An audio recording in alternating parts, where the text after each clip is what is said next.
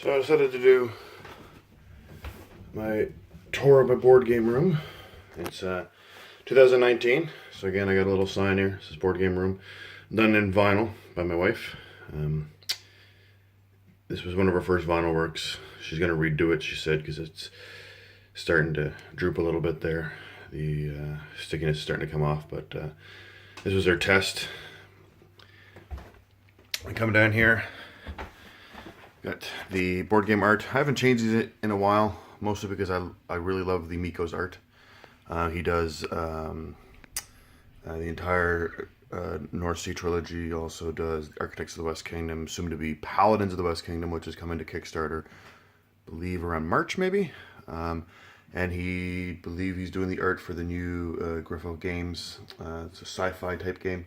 It's coming on Kickstarter this month. He does art for a bunch of other games as well. He's one of my favorite board game artists, so I've kept them there. The two expansions for Raiders of the North Sea. I have the Raiders of the North Sea collector's box. So we come down here. I got some playmats over here. I'm trying to find a better solution for the playmats. I was going to get something built here to slide the playmats in here. The problem is I need somewhere for my air conditioner to go in the wintertime. So I kind of tuck it away there, so for now it's there.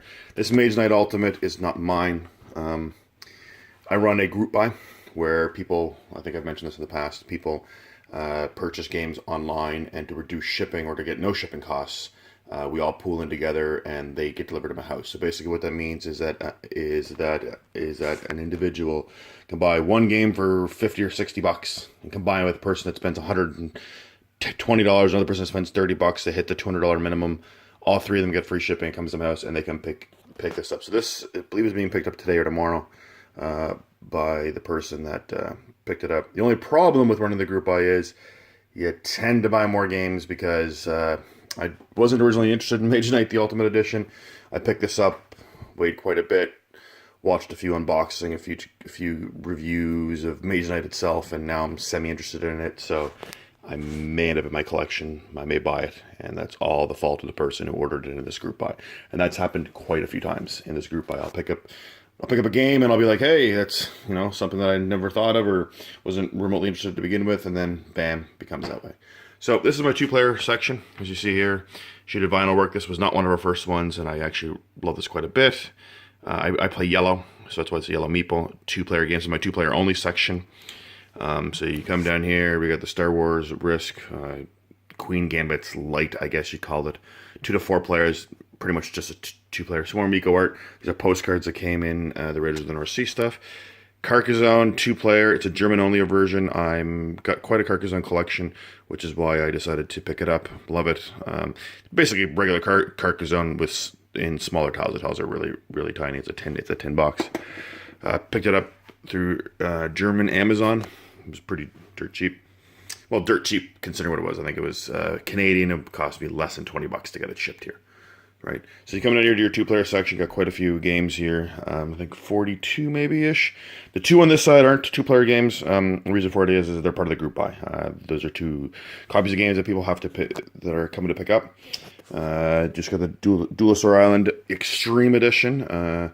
Haven't played it yet. Only time I played that, picked it up, loved it. I'm kind of a chess fan. Guardians, another 2-player game, loved that game. Played it at a local invite-only con. A person picked it up at Gen Con, absolutely loved it, had to own it. Just happened to be that somebody else went to Gen Con locally, picked it up at Gen Con and didn't care for it and sold it. So I got it pretty good. Pretty dirt cheap compared to what I was selling retail. And they just punched it and never played it. So again, that adds my two-player only section. You'll see some Lego stuff here. I've mentioned before that my son likes to build Lego, so we keep that there. We go over here. Rising Sun, of course, the penultimate, that collection type game that everybody bought here. There's tons of copies here. I've got the art book that I bought separately. Believe it or not, I got the entire Kickstarter, and then I ended up getting the art book separately just recently because they ran out of art books locally, and then a local guy bought it because he was going to display it, and then ran out of room in his games room, so he sold it to me. I do have the playmat. The playmat is over there, like I explained with the rest of the playmats. This is all the Kickstarter goodies, everything that came out, metal coins, absolutely everything. There's a Go 7 insert in there, so they're both wooden inserts in there, so it's quite a lot. You go over here, Picked up Arboretum Deluxe, beautiful deluxe production. Probably when it comes to deluxe to money ratio, it is the best amount of money that you'll spend on a deluxe. This is a wooden box, foil cards, nice, beautiful insert that holds sleeved cards. $28 Canadian. I mean, come on now. I mean, $20 Canadian. That's cheaper than most regular games are, and it's and the base edition, like the non-Kickstarter or non-Kickstarter, the non-deluxe version of it is like $18. So for $10 more, you know, not even double the price, you're getting a beautiful deluxe version. You come over here, I backed Fireball Island. I did it for my kids, or so that's the excuse that I use.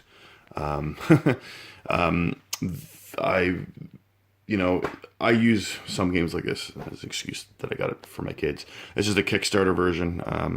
The only difference in the Kickstarter version is that you get an extra deck of cards, the treasure trove cards, and you get the extra marbles, and you get early shot at the expansions, or they deliver them early to you. So I believe one of the expansions came out when it was released. I forget which one, and then the other two were released later. One of them still isn't released. So I got all that. I got the this here. The reason why it's down here is that I'm eventually going to get a frame. I just haven't. Every time I go to Walmart or go to Michael's, I keep forgetting to buy a frame. I'm going to stick it up there. I'm going to frame it. It's 11 by 17, I believe it is. So I'm going to stick it up there. A lot of people complain about the boxes. The boxes are great. I don't really see much of a complaint to it. They have these ribs on the side because they fold down flat if you need to. They hold the game. They're sturdy. I've stacked probably 100 pounds worth of games on top of it, if not more. I put it all up on my Instagram. I put games like Scythe with the Broken Token, Legendary insert, Anachrony with an insert, a bunch of, Rising Sun on top of it, all of them stacked. And it held it fine. I'm planning on picking up the Broken Token crate. The only reason why and it's not anything to do with the box, is that I don't have any Broken Token crates. I love Broken Token crates. It is an excellent price for a Broken Token crate, providing I can get it up here in Canada. And I think it would be great. I want to stain it, and I want to get it for Viral On. I think it would look nice up on the shelf. I'm just waiting to see if I'll be able to get it up here in Canada. The shipping right now to order direct from Broken Token is like $48 American to bring it up here. Restoration Games said they're working on something for the international people. I'm hoping that they'll be able to do something. I really would like to pick it up, but it is something there. So that's the top of the shelf. We come down here. Selection hasn't really changed that much on this side. This side is the side that's pretty much stayed the same. There's, a couple of newer games that I've added here just because respective series are here, like Century Eastern Wonders was added this year, obviously. The Playmats for all of them. The Golem, regular Century. I wasn't going to pick up the regular Century Spice Road playmat, but then when I had the other two, I was like, well, gone this far, might as well. Just pick up the expansion to Splendor. It's in that box, of course. But like I said, there isn't much movement on these shelves. There's maybe 2 or 3 brand new games here. The reason for it is that the majority of these games have been here for quite a while. They're the ones that have been on these shelves since the beginning. These are my first 2 shelves that I ever owned. So occasionally some games when I'm shuffling things around to put things closer together, either through a series of games, through designers or whatever, sometimes some of the newer games will end up over here, but that's rare. I mean, like, as you can see, Carpe Diem's over here. Where is Carpe Diem? Right here. Carpe Diem's right here. And the reason why it's over here is because, of course, I wanted to put it by the other Leah games and by some other stuff on Feld games. Right? So that's why Carpe Diem's here. It's still in shrink because I just got it 2 days ago. I'm going to open it up. I have played Carpe Diem. It is an excellent game. I played it last week on Saturday. I think I'm playing it again tomorrow, which today's Friday, tomorrow's Saturday. I'll be playing it again tomorrow. Excellent, excellent, excellent game. It's really hard to describe it. It's like Patchwork and Carcassonne meets together. It's really tense. There's a tiny little bit of you can screw your opponent by taking a tile that they may want, but there's more you screw yourself because you put things on a board and you're kind of setting things up, and then all of a sudden you're like, oh, why did I put that there? I should have done that because now I can't finish that complete thing, but oh, so good. And the way the scoring happens in it, oh my God, it's so good. It's brilliant. It's beautiful. The only complaint, which is the same complaint that you see with a lot of reviewers, again, I'm not a reviewer. I just do this because something to do. I'm actually doing this room tour because my son asked me to do it. So I figured I'd listen to my son and do a room tour so I can watch it on YouTube. But like other reviewers said, and getting back to that, the backs of the tiles are really hard to tell. The last round tiles or the finishing tiles. So I'm probably going to put a marker dot on them or something like that. So just to tell them apart. On this shelf, I also got Dockmas here. This is Dockmas in the expansion. I picked it up in a math trade. I still haven't played. I really should play that. But that's complete Dockmas right there that I picked up, which is new on this shelf here. And you go down here. We're going to go over here. Newton. Haven't played Newton yet. Apparently I'm playing Newton tomorrow. So I'll be able to give you an idea of what's going on.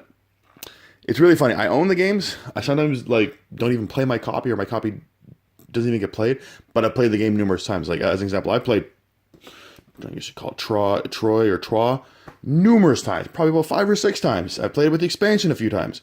I've never played my own copy, but I own it, but I've never played my own copy, but I played it numerous times. Played Bruges numerous times. Again, never played my own copy. I have played my own copy of Marco Polo, but that's like Lorenzo. I played Lorenzo in the expansion probably half a dozen times. Never played my own copy. I own it because I love it, because if I ever want to play it at home, I can. But a lot of times I go over to a friend's house and they own some of the same games. And I have a fear of missing out, or fear of misprint as I like to call it. So I'll buy it simply because of the fact that I have a fear that I'm going to miss out on it. So I'll buy it, take it in my collection, and then, I'll play somebody else's copy. And, sometimes I will play my copy, but, it is what it is. Noria down here. I picked this up in a math trade. It's still in shrink. I still haven't decided if I'm going to keep it or not. I may open it and give it a go. Give it a try. The math trade, I got it. The item that essentially even though math trade is a mathematical and it's a bunch of stuff that gets traded for a bunch of stuff, and you really can't tell what gets traded laterally. The game that I think laterally got traded for it, I did very, very, very well for it. So we come over to this shelf here again. There isn't much change in this shelf. This shelf would be the same thing. Games are added according to series. Stuff goes on, gets added to get stuff closer together, and so on. So that's kind of why there's less change here. But at the top, I got a friend of mine to pick this up at Gen Con for me. The Everdell Collector's Edition. Beautiful metal coins, beautiful setup. The only real complaint I have is that the tree is a gimmick.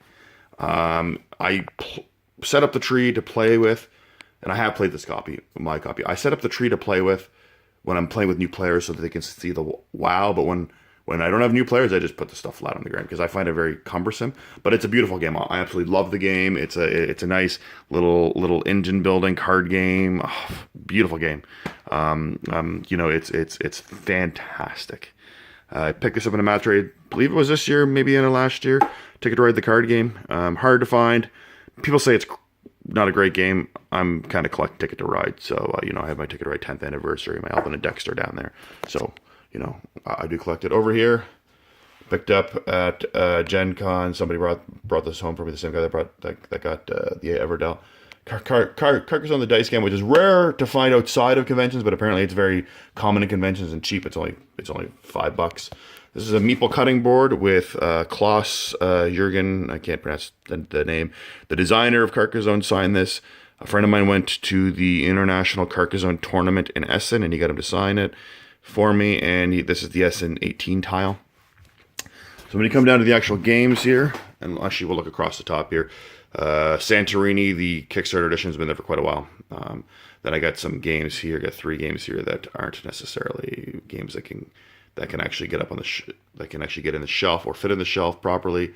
So when we come down here, we look at some games again. Like I said, most of them are games that have been here for quite a while, except for stuff that I've added to go with sets of stuff. You'll see Key Flow is down here because this is the Key series games that go here. You'll see Key City London down here. Lands of Dragons, which is technically a Key series game. It was a redo of a game under a different theme. Riverboats down here because I put some of my Mayfair games down here, so it's newer. I still haven't played this yet, but this will get played soon, and probably my copy because there isn't many of the copies locally. Altiplano's down here. The reason why it's down here is obviously because it's beside Orleans right here. That's Altiplano. The expansion to Altiplano's in there, and an insert by Gaming Trunk. I won this copy of Altiplano. There was a contest on Watch It Played where you wore your Castell, the oversized Castell bag, as a hat, as a fez, and you tweeted it out, and then he randomly picked 2 winners to win, and the winners got to choose any game from Renegade's catalog. I was one of the 2 winners. At the time, Altiplano was not released, so Renegade sent me an email and said, what games do you want out of our catalog? I jokingly said, well, I'd love to get Altiplano whenever it releases, and the guy and the president of Renegade, or the communications director, whatever, emailed you back and said, hey, we have no problem doing that as long as you don't mind waiting, because we still haven't gotten our copies in North America. Maybe another 4 to 5 weeks before we get it in. But as soon as it arrives, we'll send it out. And no word of a lie, I never got any communication from them. And 4 to 5 weeks later, I got a package at the door. No tracking, no nothing. It just appeared at my door, and it was Altiplano, just like they had said early. I got it probably 2 weeks before it was released in Canada. It was sent out, so it was kind of nice. I got an early game. It wasn't Kickstarter related, that was sent to me. I kind of felt like a reviewer because it was sent to me early. Except for I wasn't a reviewer, and there was no strings attached because I wanted it in the contest. But Altiplano is an awesome game. The way that I see the Altiplano and the Orleans debate, because they're the same designer and same type-ish games, Altiplano base game is better than the Orleans base game. But when you add trade and intrigue, and you really shouldn't play Orleans without trade and intrigue, Orleans is better than Altiplano. Now, I haven't played with the Traveler expansion yet, so maybe that'll change my mind in that aspect. But for now, that's kind of the way I feel. And you know what? They're both great games. I love Altiplano and I love Orleans. I have all the 2 or 3 tile little expansions that you see on BGI. I have all of that. So over here, when up here, I added Carcassonne Safari, of course. It's in my Carcassonne section. I'm a bit of a Carcassonne freak. I love Carcassonne. It's not one of my top 10 or top 20 or top 30 games even, but I kind of collect Carcassonne. I have the big box here, got a bunch of standalone expansions here, another version of Carcassonne here, two-player only versions over there. I've gone through the Hand and Gluck store over in Germany, picked up a bunch of expansions that are in, like mini expansions that are in there. So I'm a big Carcassonne fanatic. Here's the my first Carcassonne for my kids. I've got the Ark of the Covenant. The Ark of the Covenant is the biblical version that is rare to find, but if you're in Scandinavian countries, it is very easy to find. There's only the cardboard version of the Ark itself, but other than that, some great games here. I played a bunch of these. This Ginkopolis here, Ginkopolis is rare. That's a French version. I just print off the English instructions because it's language independent. So we go over here to this side, which is where you see some of the newer games, because this is the shelf that isn't full yet. Well, it's getting there. So over here at the top, I have my Scythe. I think it's how you pronounce it, Scythe, whatever. My Scythe, I guess you could say monument or a display. Scythe right now is currently my #1 game of all time. Period. I love Scythe, which is why you see it on display here. I have the Art Connoisseurs Edition. I backed it on Kickstarter. Very happy that I backed it on Kickstarter. I think I mentioned that in the past. The encounter cards I just got in, they're still in here. Most of these boxes are empty. All the content is in the legendary insert, which the game is right here with the legendary insert. The reason why they're in here is because I don't have sleeves for this size yet. I've ordered them, so when they come in, I'll sleeve them and then put them in that box. These 2 expansions are completely empty. The art book, love the art of Scythe. Rise of Fenris, all the content is in here because, believe it or not, I haven't had time to do the Rise of Fenris campaign, so to not spoil it on me, Rise of Fenris is here. My little Scythe, bought it for my kids. They'll eventually end up playing it, so that's why it's there. My yellow meeple, again, I play yellow, so that's up there. You come down here, we got a few things. Picked up Whistle Stop, really good deal this year that I found. It was on sale for like a weekend, so I picked it up. Welcome to. I'm not big into roll and writes, mainly because I haven't had a chance to play them. Love Welcome to, so maybe I should try some other roll and writes. It's a great roll and write. You can play it solo. You can play it with 100 people. That's why it says 1 to 100 people. As long as you have a pad of paper, for the Welcome to, you're good to go. Of course, Dinosaur Island right here. This is the retail edition. I got the upgrade pack and the Kickstarter, and then I have the Totally Liquid expansion, the Extreme Edition. Missing a couple things on their Kickstarter. I can't wait to get the update that says how you're going to get them. My science peoples all came at a powerful level 3, so they're all really smart scientists. Hoping that I get that fixed. Over here, The Mind. The Mind is a great game. I don't think it should have been nominated for the award that was nominated. I believe it was a Kenner Spiel. I forget, or maybe it was a Spiel de Jar that it was nominated for. I forget which one, because I don't really consider that award winning. But it is a great game. I love it because of the fact that You get some good laughs because you can't talk. You got to do your thing, and it's great, great, great game. Gonna try to pronounce this Teotihuacan, maybe City of the Gods. Got this 2 weeks or a week and a half ago, and in a week and a half, I played it twice already. I played my copy once and a friend of mine's copy.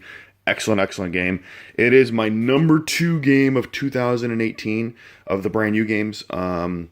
Only by a slim, slight margin. The number 1 game is Blackout Hong Kong, which you won't see in my collection simply because you can't get it in North America. I had the privilege that a local guy went to Essen, picked it up at Essen, and brought it here, so I was able to play it.